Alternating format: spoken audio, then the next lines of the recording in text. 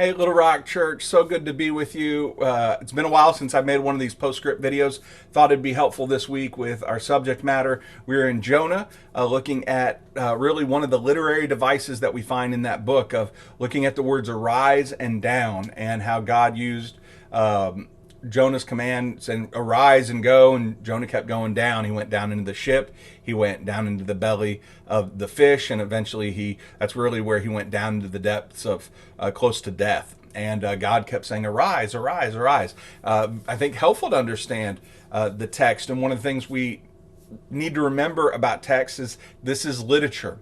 It was written in a certain style to a certain people in a certain place and time, and they used literary devices of their day to make sense to their people. And what I want to do this morning is I want to look at two more literary devices that hopefully might bring more enjoyment and illumination as you read the text. And unless you have these explained or have a good grasp of what's going on, they're not probably going to pop out to you immediately. And so that's what I want to do just for a few moments. The first one that I want to point out is this parallelism in Jonah 1 and 3. And what we mean by that is we have parallel statements, three parallel statements in Jonah 1 through 3 about the word of the Lord coming, the command to Jonah to go arise, and then Jonah's response. And so the first one we have over here is in chapter 1, the word of the Lord came to Jonah. And then when we get to chapter 3, it says, now the word of the Lord came to Jonah the second time. So chapters 1 and 3, we get this sense of the author wants us to see those in tandem, parallel. The second parallelism that we find is back in chapter 1 in verse 2, where we get God's command, arise, go to Nineveh, the great city, and cry against it. Same thing happens in chapter 3, verse 2. Arise, go to Nineveh, the great city, and proclaim to it the proclamation. The third parallelism we have in chapter 3 is, so Jonah arose, but Jonah rose up to flee to Tarshish from the presence of the Lord. And then when we get to chapter 3, verse 3, so Jonah arose and went to Nineveh according to the word of the Lord. And so here you get a sense, the author wants us to think in terms of the book of Jonah, chapter 1 and 2, and then chapter 3 and 4. That's how the story should be framed. And we get twice, Jonah, the word of the Lord has come, and it says, arise, go to Nineveh and proclaim. And then at the beginning of the story, we find Jonah running away. But at the end of the story, or the middle of the story, we find Jonah finally relenting and going to where he needs to go. So that's part of what you're doing when you're thinking through this story, is thinking these strategic breaks that help us understand the flow of what's happening. The second literary structure, literary device that I want to point out is Jonah chapter 4. We get symmetrical speech. And so kind of like poetry, if you've ever studied poetry, that this will be familiar to you.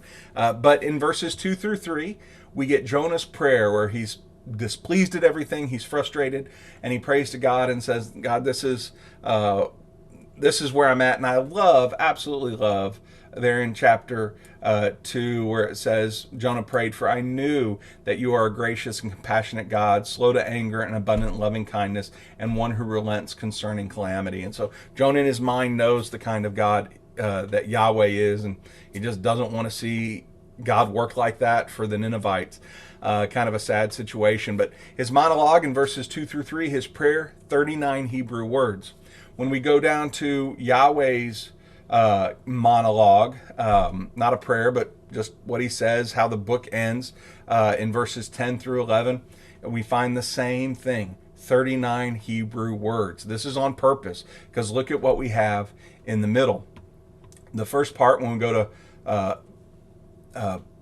verse 4, we're going to find God's query to Jonah, and it says, do you have good reason to be angry? Even though it's a lot more words in the English, it's 3 Hebrew words.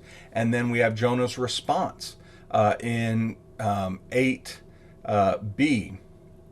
where it says, death is better to me than life. There again, 3 Hebrew words. So we have 3 Hebrew words, 3 Hebrew words. And then the second set to this symmetrical speech we find in verse 9. God makes another query of Jonah. Do you have reason to be angry about the plant? 5 Hebrew words. And then Jonah's response, and he said, I have good reason to be angry, even to death. Again, 5 Hebrew words. So we get this symmetrical speech.